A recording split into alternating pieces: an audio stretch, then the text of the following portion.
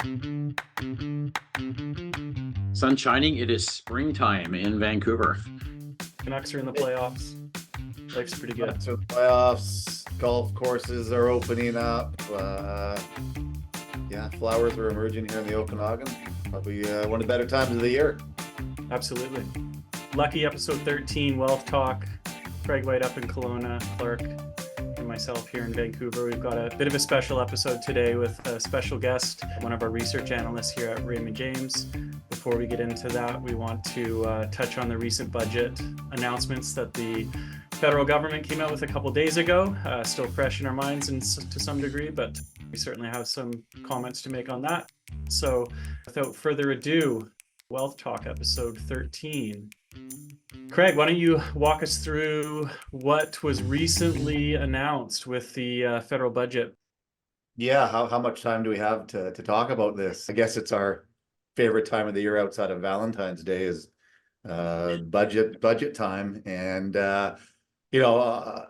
our team's gone through a few of the details, but, looking at it, I think it's about a 400-page document. So I don't know who's had the time to read through it all, but we can kind of parse through some of the details of it. And I know, Clark, you probably got some few thoughts as well. But, I would say that our initial takeaway is it continues to be, amongst the Liberals, a focus on housing, which we've talked about many times within this podcast, and the stress that that's had on the Canadian household. And the first talking point I heard was upwards of 4 million homes that they plan on pushing between now and I think it was 2031. And really simply, if you do the math on that, the numbers just don't add up on how that's even reasonable.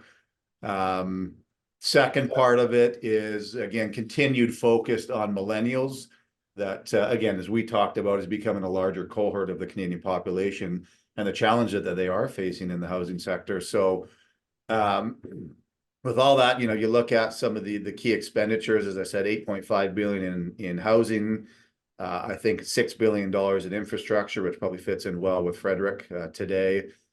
Billions in food programs, continued funding for childcare centers.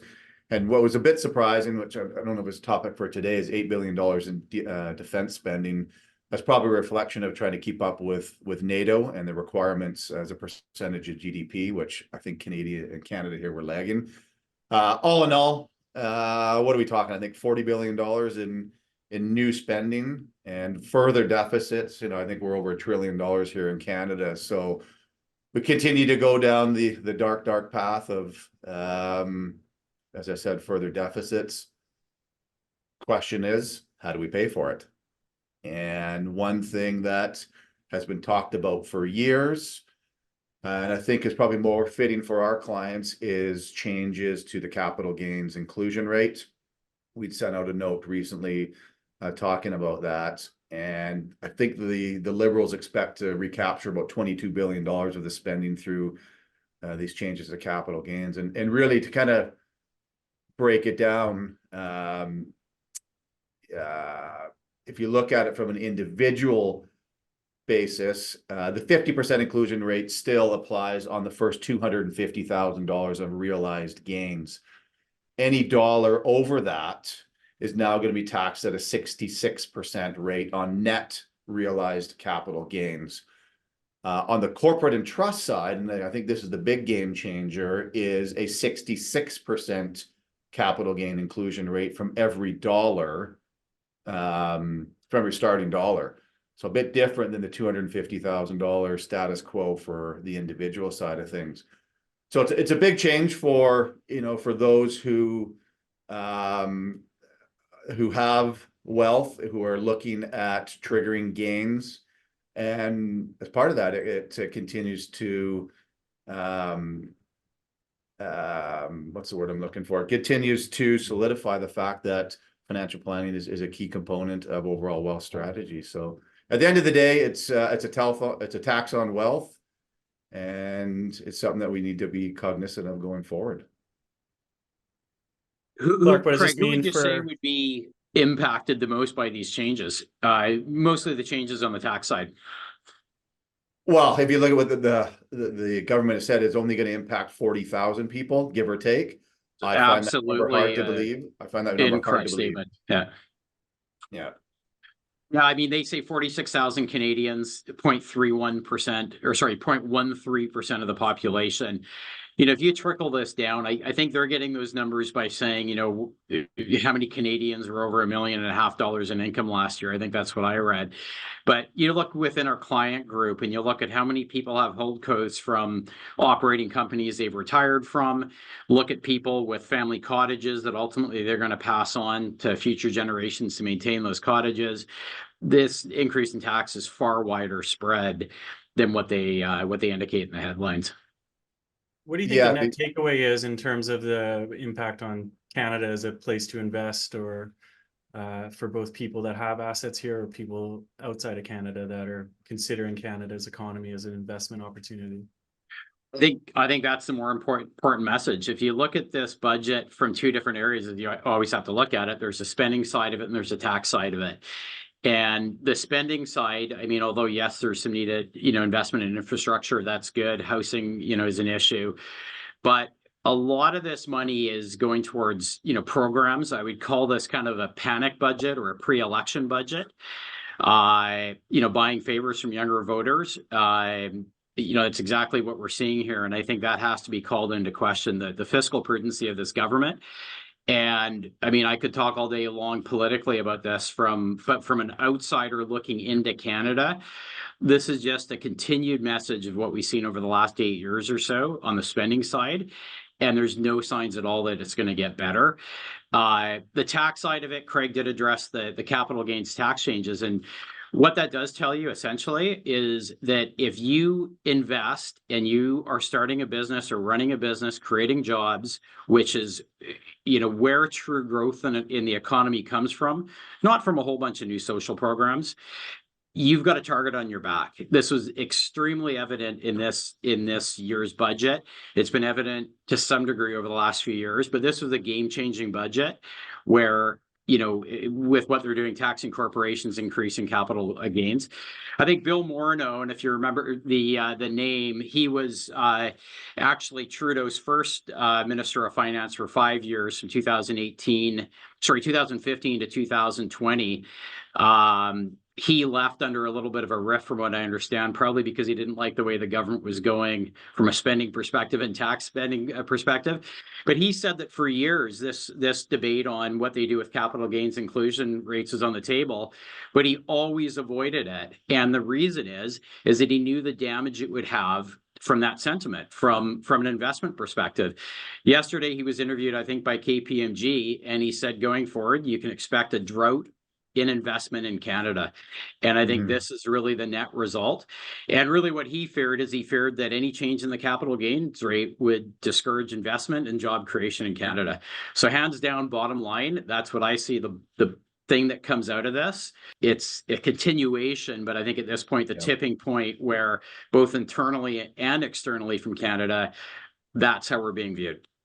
Well, it's a shift from a tax, as you're saying, Clark. It's a shift from a tax on quote unquote regular income now to a tax on capital formation.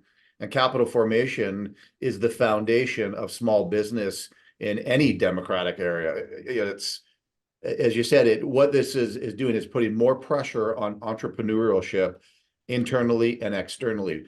It's going to continue to force foreign capital to reevaluate their desire to invest here in Canada at a time when we've talked about it, when productivity is already challenged here in Canada. For the first time, I think going 80, 90 years, we've had 3 years of negative productivity growth here in Canada.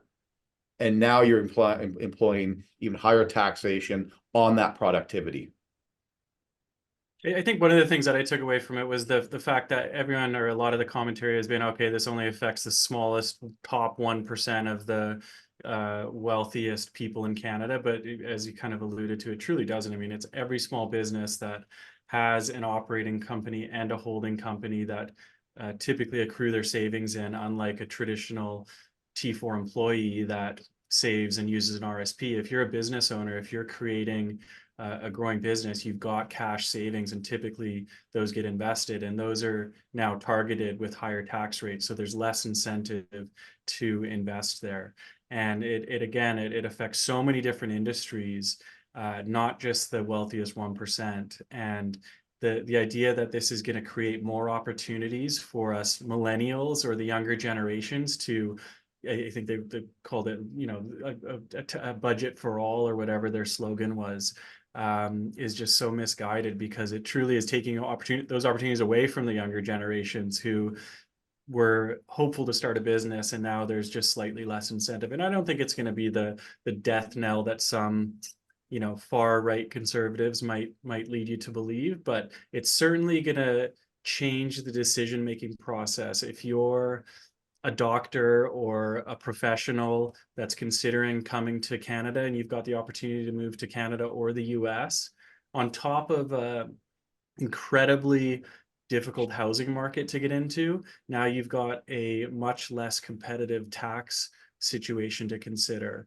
where if you're doing the exact same job in the US, you're going to be taking home significantly more money on the income tax side of things, plus turning around and reinvesting with much more favorable tax rates. So it really kind of begs the question, why are we trying to discourage business formations and growth at this time? And for, like you said, Craig, I think it's $20 billion that they expect to generate over the next 4 or 5 years, compared to a $40 billion annual deficit we're running. I mean, it's not accomplishing. If it was getting us to a point where we are all of a sudden generating a surplus every year, maybe it'd be a little bit more understandable, but it's literally just a tax on the wealthy, with pretty much zero benefit to the rest of Canada. I think what happens, Jay, and you mentioned the numbers, 40 billion deficit, this brings in 20. I mean, that's the That's 20 over 5 years, right? Well, 20 over 5 years, but that's the calculation they're doing, probably by looking at, okay, well, how many people had capital gains over 250,000 in a given year, et cetera, et cetera. But, tax fairness is what they're really calling this budget. And if you look through Chrystia Freeland's comments, I think she used the word fairness 50 times during her budget speech. And going back to your, somebody outside of Canada, or professional, or somebody that wants to start a business, and you see this shift, which is, I said, you've got a target on your back. If you're one with wealth, and you're one creating gains, etc., we're going to come after you. We're going to change the playing field. I mean, that's not tax fairness at all. That's changing the playing field for a small percentage of the population to make it more difficult for them. That's the message that's being sent. So I would argue that their projection that this is going to bring in revenue, I think they might be shocked over the next 5 years or so with they might actually see the opposite, which is you see smart people leaving Canada, you see less smart people coming into Canada, you see people finding ways to skirt themselves around these rules. Yeah. This is the kind of behavior when you, again, this might be a small change, but I think it's a huge message that's being sent here, more so than it has over the last 8 years. Yeah. But is it fair to even rephrase it as opposed to just a tax on wealth? It's a tax on assets. Because as you mentioned, Clark, look through our client base and the conversations that we've had for whether it's in non-registered investment accounts, when you look at estate planning and those who own a secondary property, such as the cottage on Okanagan Lake, a place in Whistler that's been in the house, in the family name for 5, 10, 15, 20 years, I would put money on it that majority of those assets are in a capital gain, unrealized capital gain position of more than $250,000. So it's not just a tax on the wealth, it's this down the road tax as well that we have to be aware of. But I'll use one example. Over the last few years, we're working with a client of ours who's a widow. Yeah. In her family, she's had a cottage on one of the islands off the coast of Vancouver here. They've held it for years and years. I think the capital gain on an unrealized capital gain is north of $1 million. The cost on it was $20,000. So, her plan has been to gift it to her kids. Do you do it now? Do you do it on estate? This tax change on capital gains, the net incremental increase in taxes to her will be $80,000 with this tax change. Yeah. And so this, again, is not this is not a change or a tax on just the 46,000 people or the 0.13%. This is a tax on assets that affects far more people than what I think most people realize. And on the corporate side, taking that even further, in simple terms, it's 9 cents on every dollar in more tax on the corporate side. From $1 all the way through. To think that's not going to have an impact on how corporations manage things, I think that's a silly response. Yeah. So the question that that we should be asking is, well, what do you do about it? And I think I won't go down my political road, because I know there's a solution politically on how to maybe solve some of this problem. But I think really, we've talked for years, and our focus, here at Plena is obviously investment management. That's what we do, but we focus on with our clients on is broader wealth management and planning. And I think this budget this year is it's such a reminder on how important this ongoing planning is to our clients. And as we said, this is a message that's being sent. This notion is not going to change. We're going to see continued tax increases down the road. And the importance of the planning that we do for our clients cannot be underemphasized. Yeah, this isn't the scare tactic to get out there and then sell assets at this point between now and June 25th. But you're exactly right, Clark. It opens that conversation and forces it to have more dialogue with advisors, with accountants, with lawyers to strategically plan for this going forward. Needless to say, we're not big fans, but again, we will continue to play the playing field we're given, and with that, we'll move on to the special guest that we'll bring in now. All right, so with us now, we've got a very special guest, Managing Director, Head of Industrial Research here at Raymond James, Mr. Frederic Bastien. Frederic covers many great Canadian companies that our clients would be familiar with, such as WSP Global, Brookfield Infrastructure. He's uniquely positioned to be covering a sector that ties in nicely to the recent budget announcements, as we expect construction and infrastructure to play a big role in Canada's future growth story. Frederic, thanks for joining us today. It's a pleasure. Thank you. Hopefully I didn't butcher your last name there. My French is a little out of touch. West Coast French, we call it. West Coast French. I will take that. It's okay. I would say I was 80%. That was good. Cool. So we just spent some time lamenting on the recent budget announcements. Hopefully we can shift gears here and be a little bit more positive about Canada as an investment opportunity, and we'll take your wisdom here and run with it. So you sent over your recent kind of presentation that highlighted some several themes and secular trends within the kind of infrastructure and construction space. You want to kind of walk us through what that looks like, and maybe what we should be paying attention to? Sure. Well, we've been encouraging investors to be overweight infrastructure and construction stocks because they're poised to deliver some very strong organic growth in the foreseeable future. And there are many drivers behind this. There's multilateral support for infrastructure renewal, not only in the US, but in several other OECD countries like Australia, the UK, and also in Canada. Deglobalization is really forcing private companies to invest billions of dollars on the reshoring of advanced manufacturing. And if you got also artificial intelligence driving huge demand for data centers.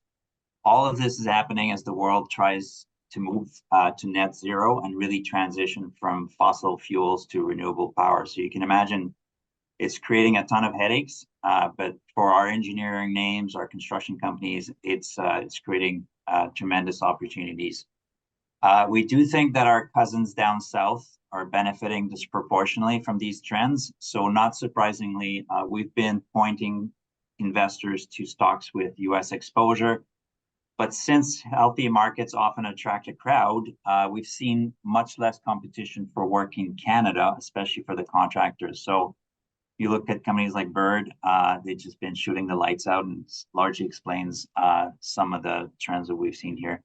Now, although the trends that I just highlighted are unlike anything I've seen in my 20 years as an analyst, they are starting to be reflected in healthy valuations across the board. So part of me sees the broader market pullback that we've seen last week or two as an opportunity to buy some of the higher quality names that we cover at much more reasonable valuations.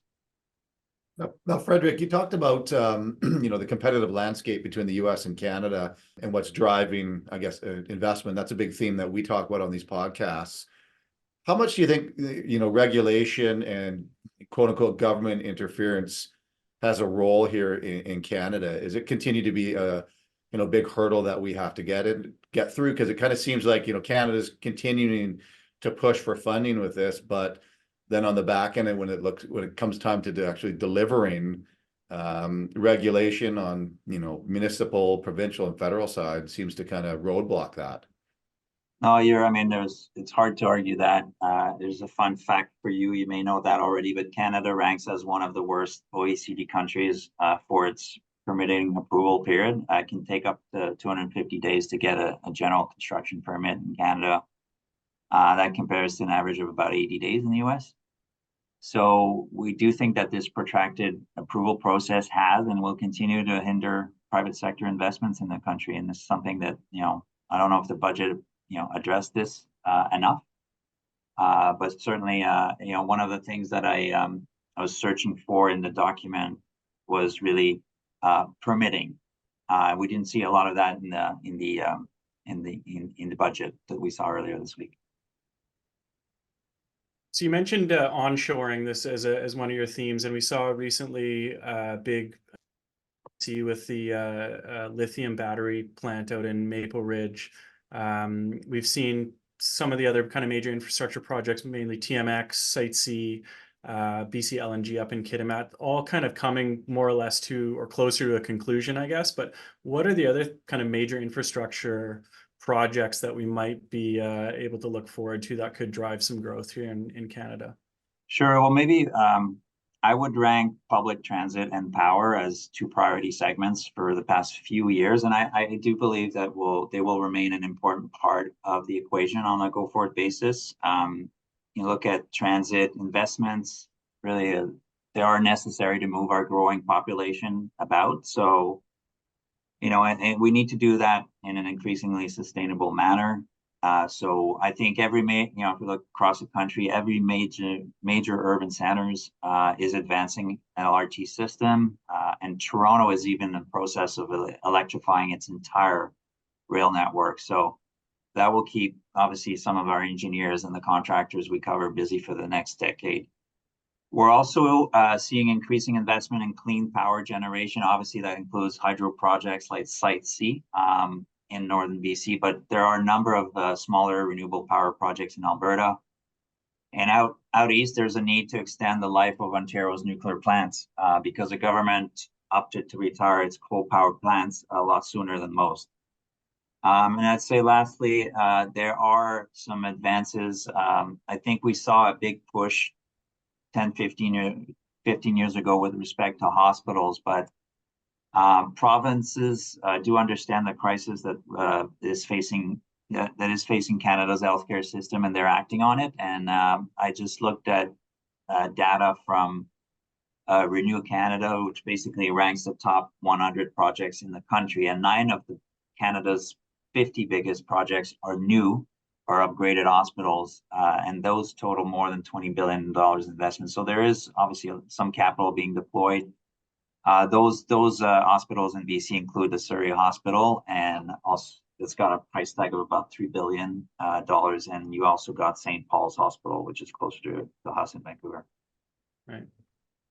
And then you did ask about sort of this reshoring, the lithium investments. I think the reshoring advanced manufacturing is real. And if Canada wants to compete for investment, it needs to match, the tax incentives that the US and other countries around the world are offering. It's that simple. You may get, a lot of pushback with respect to us providing incentives, but that's the reality and that's the game today. So generally speaking, I believe we are having some success. The Maple Ridge battery plant that you highlighted is an example, but there are many other projects, highlighting Ontario and Quebec's success in attracting capital and big ticket investments as well. Pete talked a few minutes ago about the need for transit in Canada, and as we kind of head down this road with this, net zero initiative, Let's talk a little bit about electric vehicles. And I know obviously the infrastructure build out for that's needed is huge, but we've recently seen sales of electric vehicles decline. I think Tesla just announced this week a decline in sales. Some of the rental car companies, I think Hertz, who had a fleet of 30,000 electric vehicles, has sold those off. Just curious, like, do you think that's a sign that the infrastructure is not there as quickly as it should be? Is there something else going on? What do you see in the future for that area? Yeah, Clark, that's more of the latter. I think, and it is a bit outside of my realm of expertise, but like this net zero goal by 2050, this widespread adoption of electric vehicles, it will take longer than most studies suggest, or what, the politicians claim that will happen. I don't believe, or personally believe, that the outcome is in doubt. I think, I drive an electric vehicle. I'm very happy with it. But, it will take longer with respect to, this EV transition happening. It will be drawn out most likely. And it's the same really with the net zero transition. I know you had a couple points on that. I think underneath it all is you're going to need that proper infrastructure to build you there. Can we get there fast enough is another question, but we are certainly counting on electrification to replace fossil fuels, but the grid is nowhere near prepared. You got wind, solar, battery technology that have achieved a lot, but ultimately they're not base load power solutions. So to get to net zero, we are going to need breakthrough technologies. And there's two that I would highlight in Canada. You're seeing a lot of carbon capture projects. For example, Canada's biggest oil sands companies are working to develop a $17 billion project. They propose right now transporting these gases to the Cold Lake region, where they would be injected underground. But ultimately, I think point of source capture solutions that recycle carbon into other industrial processes, like cement making, they will need to be developed if you want this, the carbon capture technology to scale. Another technology I think that we're seeing being pursued in Canada is small modular reactors. They're called, in short, SMRs. The Ontario government is working with OPG to develop 4 of those at the Darlington nuclear site. Obviously, Ontario's got a lot of history with the nuclear sector, so I think it's an interesting proposition. And how far or how quickly do we get there is another story. But once deployed, these units will power the equivalent of $1.2 million home. So it's not trivial. But it's quite material at the end of the day. So, you're going to need to be adopting a number of different technologies to get you wherever you need to be. I'm curious, and I don't want to go down a political rabbit hole, but in both those areas, so we've got nuclear and we've got carbon capture, which obviously what that does, it advocates the continued use of carbon energy sources, but making that cleaner by using the carbon capture technology. With all, with the way the political scene is now, but also some of the other interest groups, do you think both those areas, both nuclear and carbon capture, are something that there's a big enough appetite for? Definitely nuclear. You're seeing, ultimately, if you can do nuclear safely, it should be, it should be an avenue that we should pursue. Right now, it's interesting how the rhetorics and the dynamics around nuclear have dramatically changed. It used to be, negative connotation around nuclear. Now it's seen as part of the solution to move to net zero. But you gotta, you have to be disciplined about it. You can't do anything stupid, because it's gonna, the ramifications are quite important and potentially dangerous. So the approach around small SMRs is that you can actually do it on a modular basis, on a repeated basis, and on a much more smaller scale. And so presumably you're going to be able to control the risk a bit better. So it's still, years away, but I do see a fair amount of potential with respect to SMRs.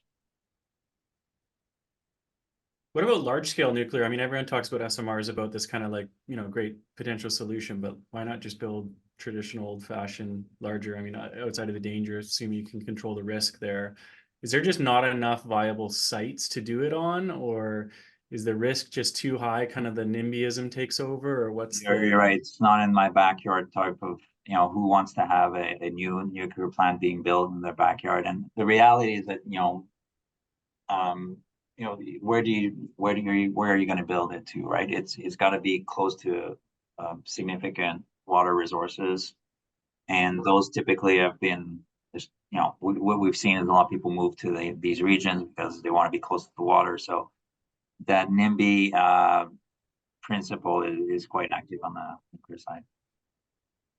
right? Interesting. What about we led off this podcast with a few comments on housing and the government's plan, for 4 million new homes between now and 2031.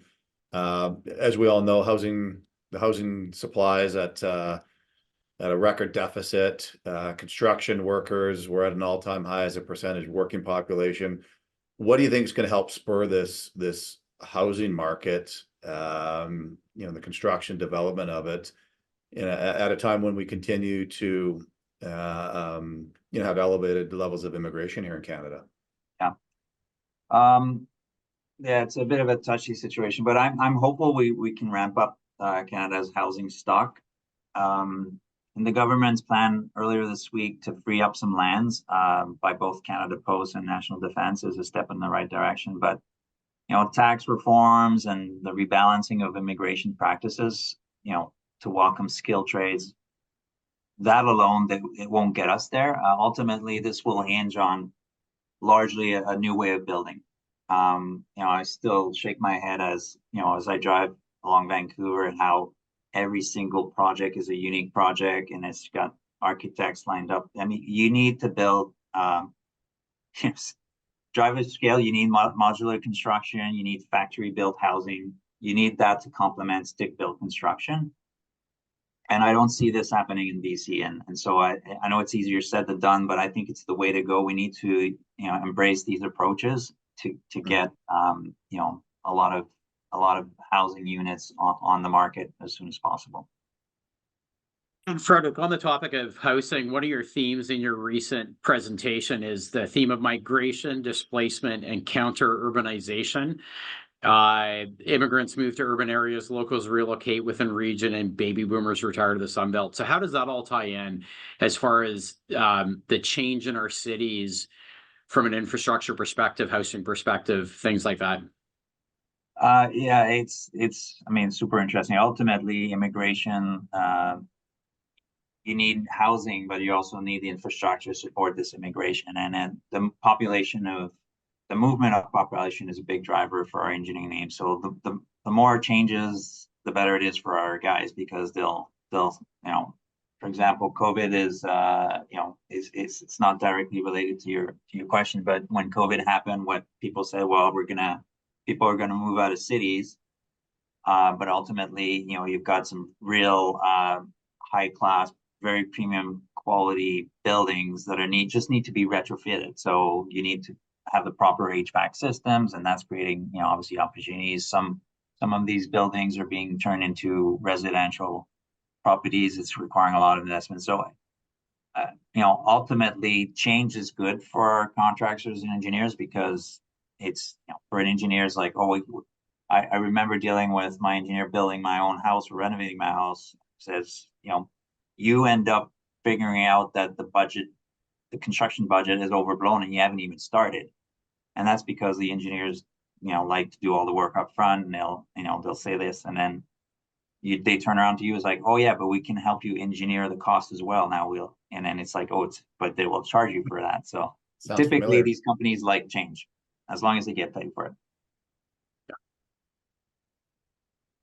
Just going back to, you mentioned about US market versus the Canadian market, and where these companies are investing, and it seems like every other day now we hear from the US some portion of I think it's $1 trillion plus infrastructure project that they've announced that is being granted to various companies, a lot of it in the semiconductor space. Are companies within the Canadian kind of infrastructure construction sector looking more to the US, or is there enough work to be done in Canada, or is it a bit of both? And where do you think is the more attractive place, even with current valuations, to kind of be looking to put dollars to work? Well, it's an interesting question because if you look at the engineering firms we cover, I mean, all three of them, we talk about Stantec, WSP, and the former S&C Leveline, which is now Atkins Realis, and ultimately you take a step back and the success, it's been an amazing Canadian success. I mean, all these companies are now global. They've been consolidating the engineering industry for the last several years, and it's just great to see them do that. So you're not going to see these companies focus on Canada because they develop a pretty mature business in these markets. So the opportunity, obviously, for them is to grow, in the US. The ratio of, the 10-to-1 ratio could be applicable in the US. And there's, these companies are subscale in the US. And because there's a lot of opportunities in the US, they will, pursue those. It's different for every company. I think the theme around the infrastructure bill is huge because it's going to be this 1.2 trillion bipartisan infrastructure bill that Biden announced and proposed 3 years ago is transportation heavy. So when we look at the companies that are going to benefit for that, obviously, we look at a company like WSP, for example, who's got significant exposure. It is the country's leader in terms of transportation, so it's going to benefit for them. But you mentioned earlier, like this reshoring, advanced manufacturing. A lot of that investment at advanced manufacturing, whether we're talking about chips or solar cells, all of that is being manufactured in water, ultra pure water. And do we have experts in ultra pure water? Yes, it's called Stantec. And so Stantec, you've seen a nice run in the stock, largely because they got significant exposure to the US, and they've got that niche expertise in water that other companies don't have. So it's been beneficial for them. So, that's really where the opportunity has been for these companies. And then, as I mentioned, though, a lot of focus on the US, and even a lot of, this construction market in Canada, I would argue that it's been a healthy market for the last 20 years. However, following the financial crisis, we were one of the first economies to recover from it. China was buying a lot of commodities, and our economy just, did really, really well. In contrast, you had a lot of European contractors, a lot of UK contractors, a lot of American contractors who were not doing a lot, were not pursuing a lot of opportunities. And they look at Canada, I'm like, although it was a very small market, it attracted a crowd. And then, and that was reflected in increased competition and the work that was out there. So although there was a lot of work for Canada, a lot of that work was being really bid aggressively. So the fact that the US has really opened up from an infrastructure standpoint is very positive for the guys that are staying in Canada, because all the international players have, put their focus on the US now, and they've all gone to the US. So, it's a fairly healthy environment for some players that have just focused on Canada as well. I think that's kind of consistent with the message we've been relaying in terms of there's, the obvious market that's performing better right now is the US. Well, we still hope there's good opportunity longer term here in Canada, as a lot of businesses are you look at a company like Bird Construction, and it's just shooting the lights out in Canada. And, right. A lot of the reasons, because, when they go and bid for a project, they're not lined up against 10 other contractors. There's probably one or two that are wanting to work. So they can, you've seen a big pendulum shift where, clients are desperate for contractors to take on the work, but that means, the contractors are like, well, I won't do it on a fixed price basis anymore. I will do it on a cost plus basis, or there's a new model that's being talked about called progressive design builds, but it's just a fancy way of saying this is cost plus work. I guess if we were to if you can sum up your comments, are you more optimistic going forward with the Canadian landscape, or is it still kind of status quo for you with the sector and businesses that you're managing? And you cover? It depends on this, I fortunate enough to cover a number of subsectors within the infrastructure space. I'm not a oil and gas analyst where there's only really one driver and it's the price of oil or price of gas, two drivers. But I think for construction companies is a healthy market. Engineering firms, I think they need to go and look globally. And then there's, I think the US is still, in my view, the place to be. But again, Craig, this is all reflected in better valuation. So the better valued stocks, the market's quite efficient. So the better valued stocks are the ones that have mostly or predominantly exposure in Canada. So there's, there are good opportunities if you dig deep enough. Awesome. I think this has been very interesting and informative, Frederic. Appreciate you helping us out and spending some time with us. And I'm sure we can all appreciate how much construction is forever seemingly ongoing here in Vancouver and probably in Toronto and every major metropolis across Canada. So lots of busy players and lots of busy companies that our clients are familiar with. And hopefully we see the healthy market continue, as you said. Yeah, thanks, Frederic. Thanks for your time. Appreciate it. Yeah, thanks. Pleasure. Take care.